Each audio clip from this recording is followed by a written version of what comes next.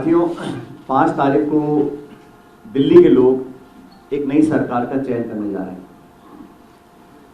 और दिल्ली राज्य छोटा है लेकिन देश की राजधानी है।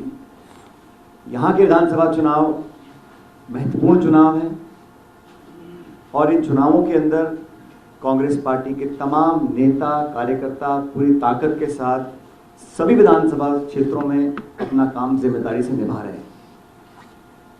जैसा कि काजी साहब ने बताया, हमारी पार्टी ने देवेंद्र यादव जी के माध्यम से जो यात्रा करी और लाखों लोगों से संवाद करने के बाद जो दिल्ली के क्षेत्र के यहाँ के जो रहने वाले नागरिक हैं, मतदाता हैं, उनकी भावनाएं, उनकी समस्याएं, उनकी पीड़ाओं को देखा, सुना, समझा और बहुत अध्ययन के बाद और नाना प्रकार के विशेषज्ञों के साथ चर्चा करने के बाद हम लोग जनता के सामने कुछ गारंटीज को पेश कर रहे हैं। और आज महान विचारक विवेकानंद जी की जयंती है, जो युवाओं के प्रेरणा सूत्र थे। युवाओं की पीड़ा पूरे देश में है और दिल्ली उससे अलग नहीं है। दिल्ली में हमारे नौजवानों के साथ उनके भविष्य के लिए हम लोग क्या कर सकते हैं, इस पर जो राज कर रहे हैं लोग, चाहे वो दिल्ली की राज्य सरकार के लोग हों, केंद्र की सरकार के लोग हों, ना तो उनका ध्यान उस तरफ गया है, ना उनकी मंशा है। और लंबा मौका देने के बावजूद भी दोनों सरकारें, राज्य और केंद्र, इस बिंदु को छूने से परहेज करते हैं। इसलिए हम लोग अपनी पार्टी का पक्ष रखेंगे। लेकिन दिल्ली के अंदर इतिहास गवाह है, जब जब कांग्रेस की सरकार यहाँ पर रही, जितने भी बड़े बड़े शहर दिल्ली के हैं, चारों मेट्रोज हैं, मुंबई है, कोलकाता है, चेन्नई है और दिल्ली, आप दिल्ली को देखेंगे, यहाँ का जो इंफ्रास्ट्रक्चर रहा, यहाँ की जो मूलभूत सुविधाएं थी उस समय की, जब नींव रखी गई थी, जब विकास हुआ था, पूरे देश में लोग दिल्ली के विकास को अग्रिम मांगते थे। कांग्रेस सरकारों में, शीला जी के राज में जो डेवलपमेंट यहाँ पर हुआ, बिना टकराव के, बिना विवाद के, संपूर्ण ताकत के साथ पूरी सरकार ने यहाँ पर दिल्ली को विकसित किया था। पिछले कुछ सालों में यहाँ का जो वातावरण है वो सिर्फ यहाँ तक सीमित रह गया, किस पे आरोप लगाऊं, किसका बचाव करूं, किस पे कीचड़ उछालूं। केंद्र सरकार, राज्य सरकार, मेरा घर तेरा घर, मेरा वादा तेरा वादा, और अपने आप को स्थापित करने की जो जद्दोजहद दोनों सरकारों की रही, उसमें दिल्ली का ध्यान नहीं रखा गया। खुद के किए गए वादे, जिन लोगों को सत्ता दी, चाहे वो केंद्र की हो चाहे वो दिल्ली की हो, सभी सीटें भाजपा जीतती है। दिल्ली में सरकार आम आदमी पार्टी की है। दोनों सरकारों ने मौका दोनों को मिला, लेकिन जनता दिल्ली की जो है, जहाँ के नागरिक हैं, जो उम्मीद और अपेक्षा रखते थे, वो पूरी नहीं कर पाए हैं। और कांग्रेस एक अपनी ऐतिहासिक जिम्मेदारी समझते हुए बहुत अध्ययन करने के बाद हम एक एक जो हमारी गारंटी है, वो हमारी उसमें प्रतिबद्धता है, विश्वसनीयता है और हमारा जो 130-40 साल का इतिहास है वो से बंधा हुआ है। तो जो जिम्मेदारी से हम लोग वादा करेंगे उसको पूरा करेंगे। जनता इस बात को जानती है। और मैं धन्यवाद देना चाहता हूँ देवेंद्र जी का कि इन्होंने तमाम कठिनाइयों का सामना करते हुए, और यहाँ पर क्योंकि शासन दिल्ली में दूसरी पार्टी का है, केंद्र में किसी और पार्टी का, लेकिन कांग्रेस के कार्यकर्ताओं को एकजुट करने के लिए और खासकर नौजवानों को प्रोत्साहित कर कर राजनीति की अग्रिम पंक्ति में लाकर खड़ा किया, उसके लिए वो धन्यवाद के पात्र हैं। ये चुनाव महत्वपूर्ण है, पूरा देश इस चुनाव को देख रहा है और हम लोगों ने इस बात पर ध्यान दिया कि बजाय इसके ये तू मैं की राजनीति को ख़त्म कर कर हम कंस्ट्रक्टिव राजनीति करें, हम वो बातें रखें जनता के सामने जिन मुद्दों को जनता सुनना देखना चाहती है। अपने सपनों को साकार करने के लिए हम दिल्ली के लोगों के लिए क्या कर सकते हैं, चर्चा इस पे होनी चाहिए। चर्चा सीमित इस पे नहीं होनी चाहिए कि मेरा वर्चस्व कायम रहेगा, मैं बड़ा नेता हूं, मैं छोटा नेता हूं, ये मेरा अधिकार है, ये मेरा कार्य क्षेत्र है, फाइल पे दस्तखत कौन करेगा, किसका यहाँ प्रभाव ज़्यादा है।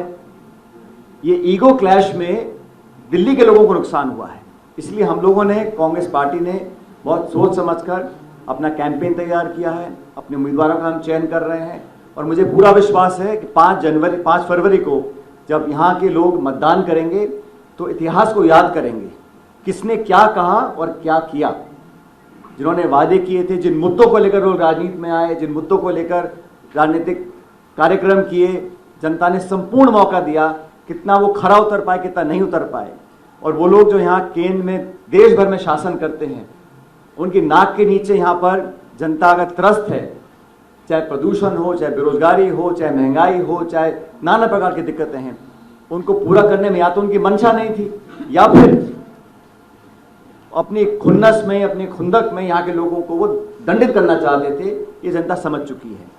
हम लोगों ने निर्णय लिया है कि अगर जनता कांग्रेस को अपना आशीर्वाद देती है तो हमारी प्राथमिकता बहुत सारी हैं, लेकिन नौजवानों के प्रति विशेष रूप से राहुल गांधी जी, खड़गे जी, हम सब ने निर्णय लिया कि हम सबको दिल्ली में रहने वाले जो हमारे साथी हैं, जो नौजवान हैं, जो शिक्षित हैं और जो रोजगार के अभाव में दर दर भटक रहे हैं, उनको साधने के लिए, उनको प्रोत्साहन देने के लिए, उनको संबल देने के लिए सरकार का कुछ दायित्व होता है।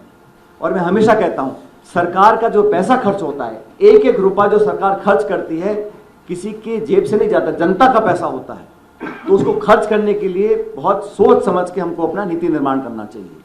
इसलिए हमको लगा कि प्राथमिकता नौजवानों को, क्योंकि नौजवान अगर फ्रस्ट्रेट होगा, अगर वो हतोत्साहित हो जाएगा, तो ये दिल्ली के लिए अच्छी बात नहीं है, देश के लिए अच्छी बात नहीं है।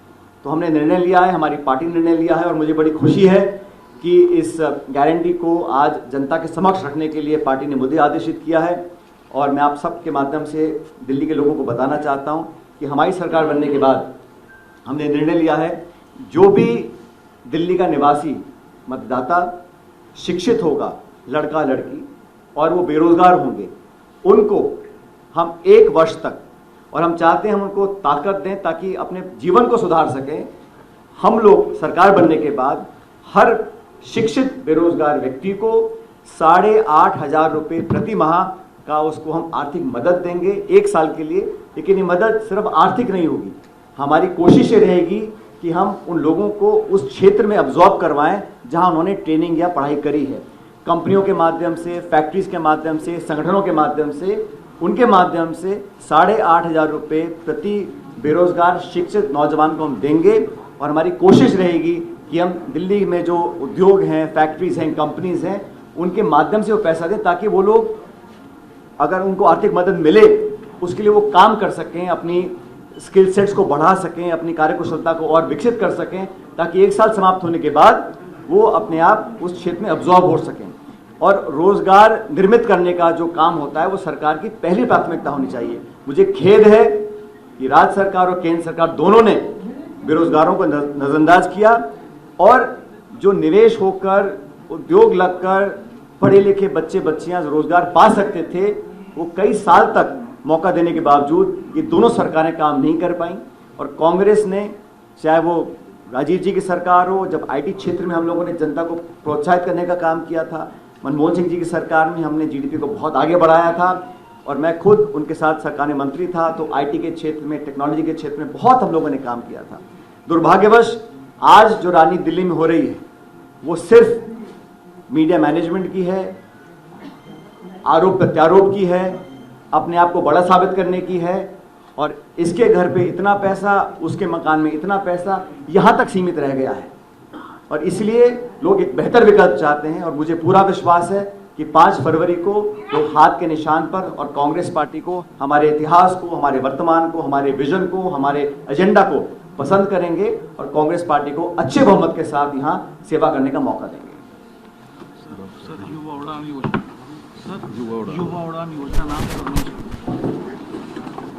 इस योजना का नाम, जैसा आप सब अभी देखेंगे, युवा उड़ान योजना के नाम से स्कीम को हम लोग लॉन्च कर रहे हैं।